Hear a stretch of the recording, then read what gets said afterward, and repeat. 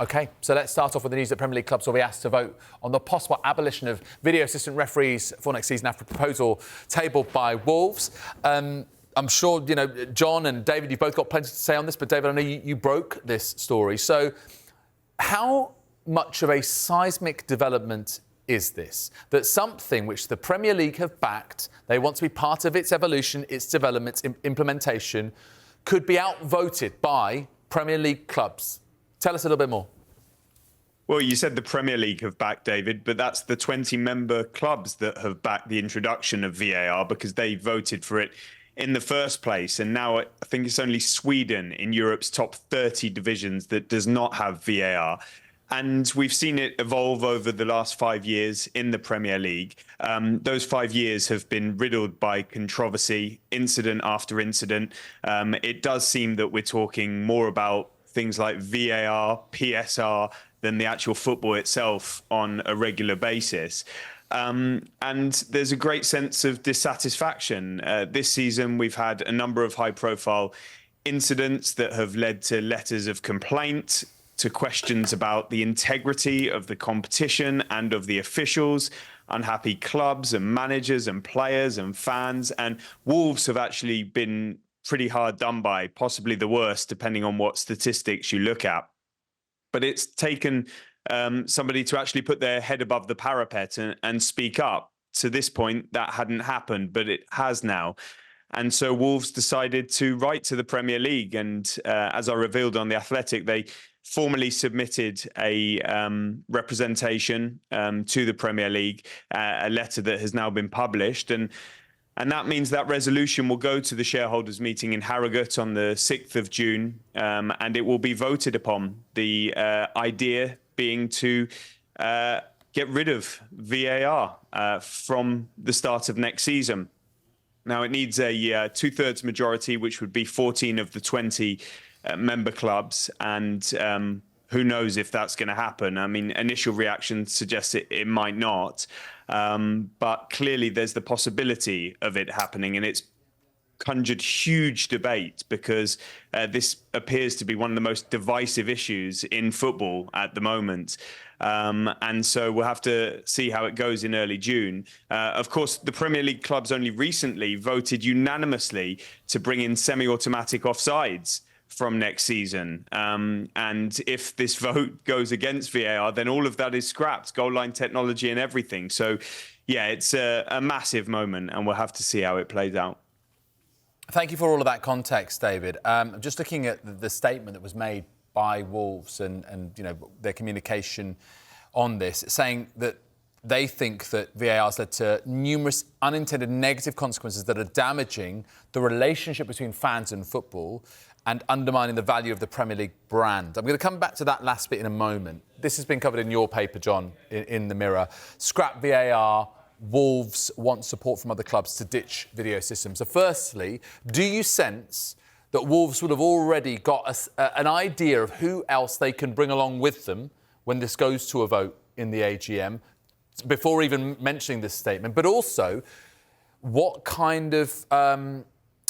how problematic is this for the Premier League and, as they say in their statement, the brand of the Premier League? Because we want to have amazing football, we want to have these high-scoring games, and we want to have that sort of spontaneous passion of the moment, but VAR is affecting the spectacle. It really is, yeah. Look, first and foremost, what a cracking scoop by David. Brilliant story, and it really has put it in the mixer, hasn't it? And made us all debate it, made us all talk about it. Personally, I don't know whether David agrees that I just can't see it getting 14 votes to get through. One thing to bear in mind is that if you suddenly went back on it, it would leave, I think, English clubs at a great disadvantage in the European competition because basically all of a sudden you'd be playing without VAR in the Premier League, but you'd be using it in European games. Well, I mean, that would really be difficult. And I think that's the first hurdle. And I think that's the first thing that any club in Europe would you know, put up. Have Wolves kind of sought opinion? Listen, I'd be amazed if they hadn't put in some calls. To what extent that support has been garnered and gained is, I don't know, probably conjecture, isn't it? I mean, I wouldn't have thought that sort of kind of Nottingham Forest would not be picking up the phone in support, frankly, and so on. But look, there's been individual incidents that have affected Wolves, negatively and positively. I was at Old Trafford opening weekend of the season on that Monday night when, I mean, it was absolutely farcical. From where I was sat, and it was so obvious that Onana had conceded a penalty, and yet it still wasn't overturned on VAR.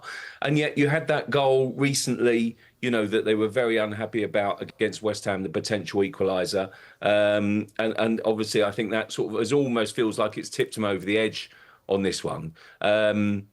And I just feel there's been incidents along the way, really, that they're clearly unhappy about. Wolves, I think, as much as anyone, feel that they've been wronged, they've been targeted. I think that's a bit of paranoia. I do think they've probably been unlucky as compared to everyone else. The stats are fascinating, aren't they? Because the Premier League tell us that basically before pre-VAR, 82% of decisions are correct, as compared to 96. Now that's near perfect. I know a lot of people will say, well, that's 4%. So what is that? I mean, it's still quite high when you're looking for perfection from video technology. I don't think they should scrap VAR. I thought it would be much better than it has been. I thought it would take effect and be much more positive for the game than it has. I think Keith Hackett raises some really good points in his piece about sort of having teams. I think the biggest single thing for me is the fan in the stadium is a second-class citizen when it comes to VAR. They do not know what's going on. They're kept in the dark, and it's completely unfair. And I think that above everything else winds me up. Well, David mentioned this point before about SAOT or SAOT or another kind of abbreviation or acronym we're going to have next season of semi-automated offside technology. I think that's right, and that might well be coming in, and we know that Howard Webb has talked about this and said that this is potential next season, as indeed is the possibility, although IFAB might not have it, of referees trying to explain decisions made to the crowd, and that's something that between PGMOL and IFAB perhaps needs to be resolved. But I want to come back to one of the words you mentioned, John, which was conjecture, because this is what this all is right now. We should be talking about one of the most compelling title races in years. We should be talking about one of the most compelling battles against relegation in years.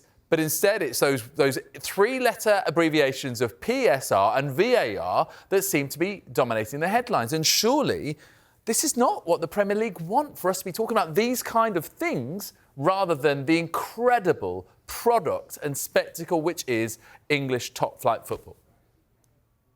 Yeah, listen, I agree. I think it's a sad reflection on the game. I remember watching over sort of kind of just into the New Year period, Aston Villa's FA Cup game at Middlesbrough. And, you could celebrate a goal and not worry about it being potentially offside. I mean, look, even I was watching the game tonight at Old Trafford. Mainoo's played onside, but, because you haven't got kind of Kieran Trippier out of shot, I'm thinking, well, he's offside. He's put that ball in so casually, it's offside. And so you have no reaction, you have no fun. And that's the point, isn't it? It's taken away the fun element of it. I think the semi-automated offsides is a huge step forward. That will transform decisions next season. It will speed them up and really make a difference. And I do think that will help beyond a shadow of a doubt. We cannot go back, guys. We can't. It would be farcical now. There's massive areas that I think can be improved, but we can't go back. It was always going to take time. I think Howard Webb is making a difference. He is making changes, but it is going to be, a difficult one to sort of see out. But I do think he needs time, a bit more patience, and I think this is the wrong way to go. But at least it gets us talking about it and hopefully making some improvements. Yeah, David, I wanted to kind of put back to you something that John said a little bit earlier about, doesn't think that it will get 13 more votes along with Wolves to get this passed. Let's just, I suppose, be hypothetical here.